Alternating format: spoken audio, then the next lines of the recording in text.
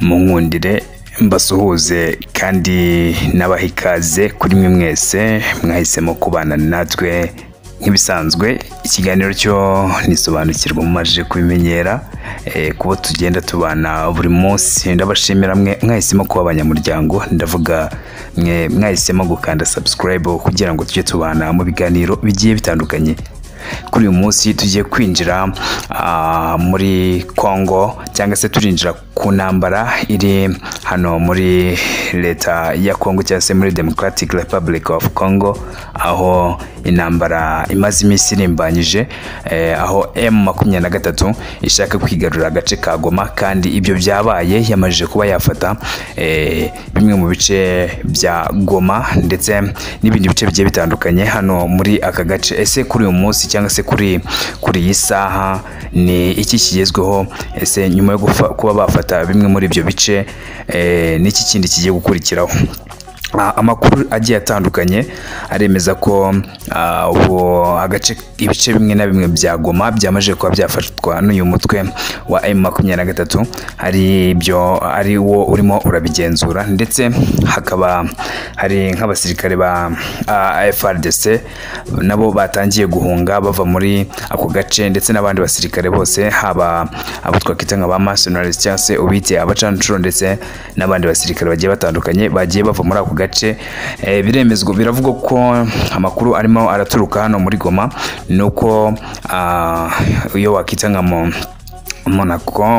Monusco yamaje kuba yasaba M23 ko abaturage bifuza kuba bava muri aka gace cyangwa se ahangaye imirwano iri kubera babafasha, bakaba bahabwa inzira cyangwa se amayira yo kuba bahungiraho bakajya mu duce tugiye dutandukanye baba bifuza kujyamo.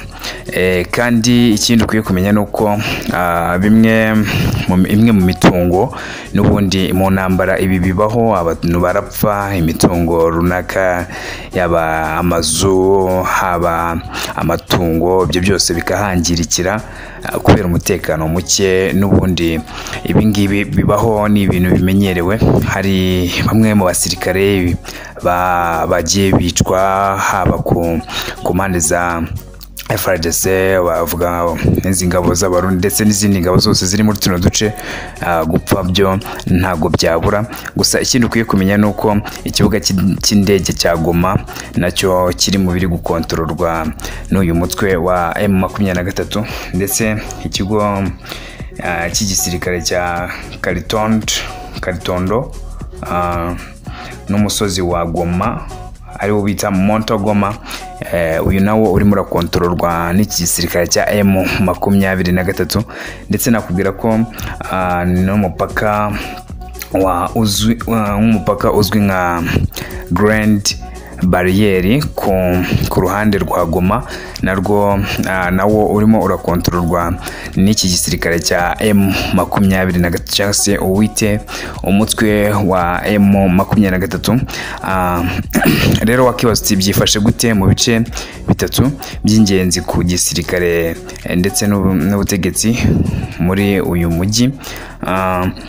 Ikintu kiri gutangazwa nuko M23 nuko kugeza ubu ntibizwi neza niba ikibuga cy'indege cya Goma kigenzurwa na M23, ariko mu gitondo cyo kuri uyu wa mbere amashusho amwe namwe yerekanye abantu barimo gusahura ububiko bwo kuri iki kibuga.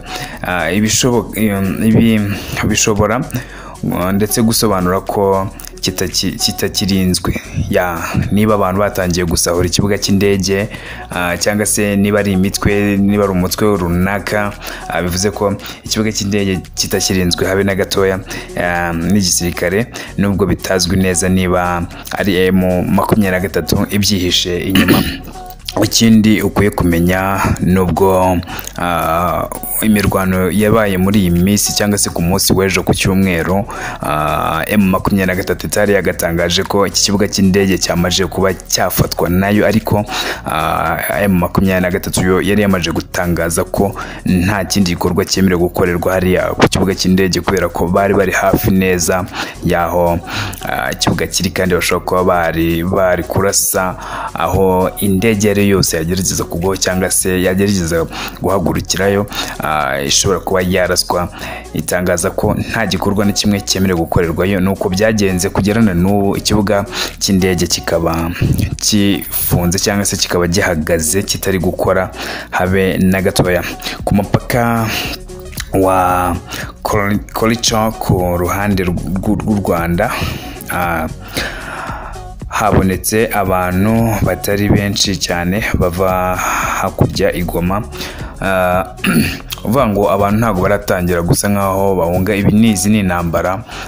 Kenshi baba bagiye bamenyereye, ntago ari benshi bagiye baboneka ku buryo bashobora kuba bari gusaba ubuhungiro kuri hano mu Rwanda.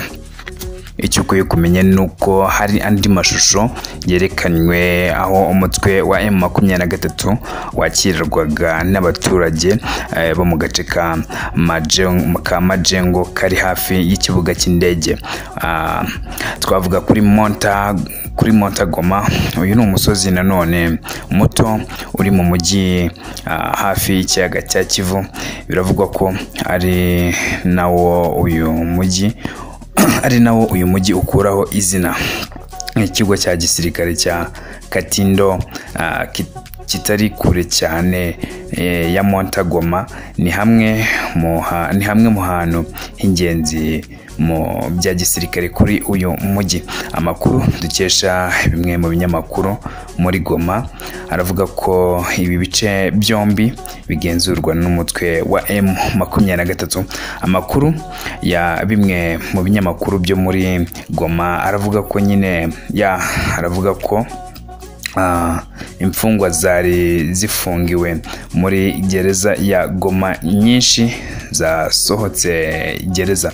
Uruhande rwa leta ntacyo rubivugaho kugeza ubu ku birimo kuba n'ibiri kuvugwa muri uyu mujyi wa Goma. Ngayo nguko muri Goma, ngayo nguko muri Kongo, ngayo nguko ku baturage batuye muri kano gace. Nta makuru haba leta ndetse n'ibindi bigo bishamikiye kuri leta biratangaza ku mutekano wa Goma. Se ni gute biraza kurangira?